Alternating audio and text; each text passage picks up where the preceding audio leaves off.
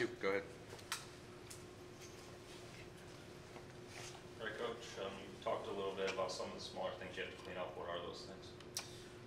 You know, it's just comes down to, you know, very basic execution, being able to make sure we block the right guys in the right situations, catch the football, wrap up, make tackles, all, you know, as basic football things and fundamentals as you can imagine, but being able to do that consistently and be able to make sure that it's, when we do fail, that it's not at a big point of a game. And I think as we keep building and understanding that all that comes from confidence, and you have to build that up in practice through the course of the week. So not waiting till Saturday to try to perform is what, I guess, what I'm trying to get at. So this week our focus is excuse me, is just straining to be excellent and to execute everything that we do to try to execute it perfectly.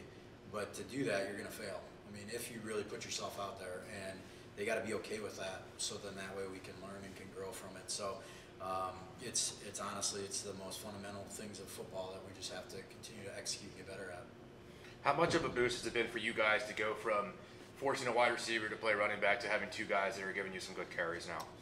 It's I mean, it's been huge. I think it's great to have Lane Torgerson back at his normal position. And I think he's gonna become more of a role of what we're trying to do out at the wide receiver spot. But then at running back with Isaiah Hall and Ali Mohammed, those two have been getting the bulk of the carries. They're different style runners, which is good.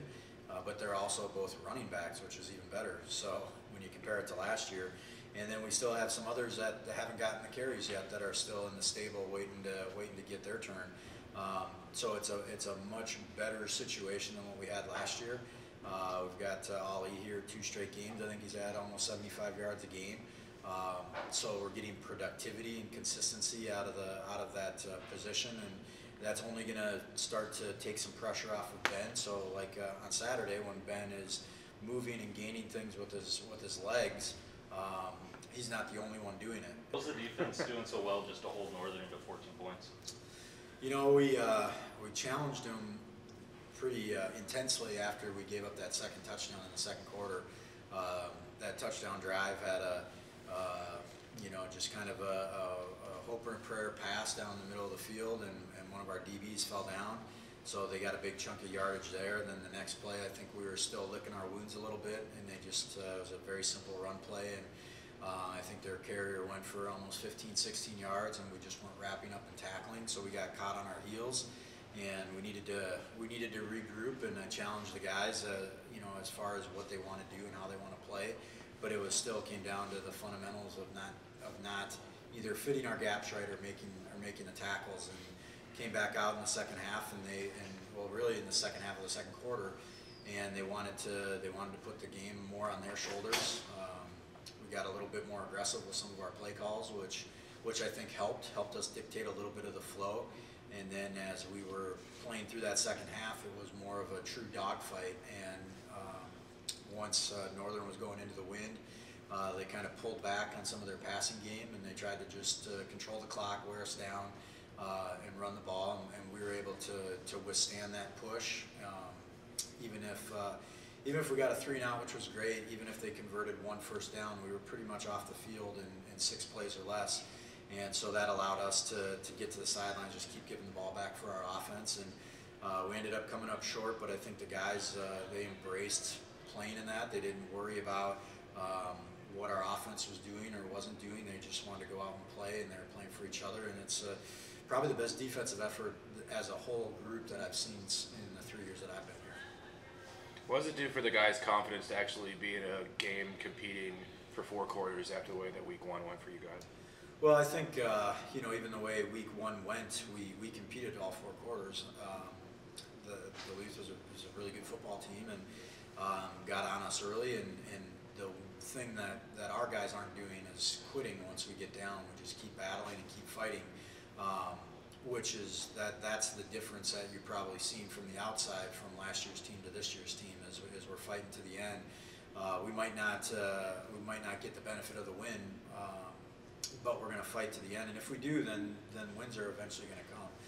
When that is, I don't know. But we have great effort, and those guys believe in each other, and they're having fun doing it. It's a fun thing to be a part of, and that game on Saturday was fun. It was a lot of fun, even though we didn't win. It was definitely a fun game to be a part of. What challenges come facing you, Mary?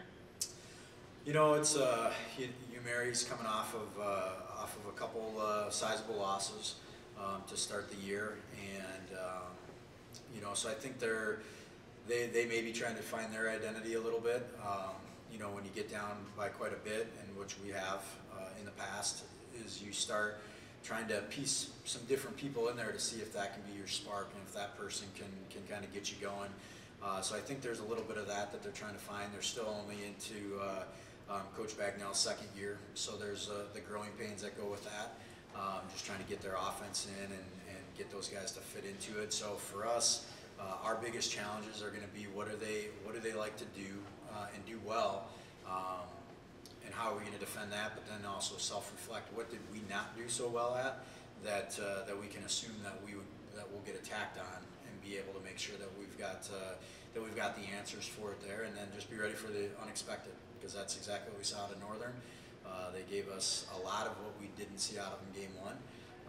Took us a while to respond, about a quarter and a half, and then we responded all right. So for us, we just gotta be ready for unexpected. It's gonna be totally different UMary team than what our fans saw last year. Just different personnel, a little bit of a different style of what they're doing, and it'll be an emotional game. There's no doubt. Just being a trophy game, being basically the Division II state championship game, and all those things. So it'll be a fun game, and I think it's going to be a lot of fun and a good battle.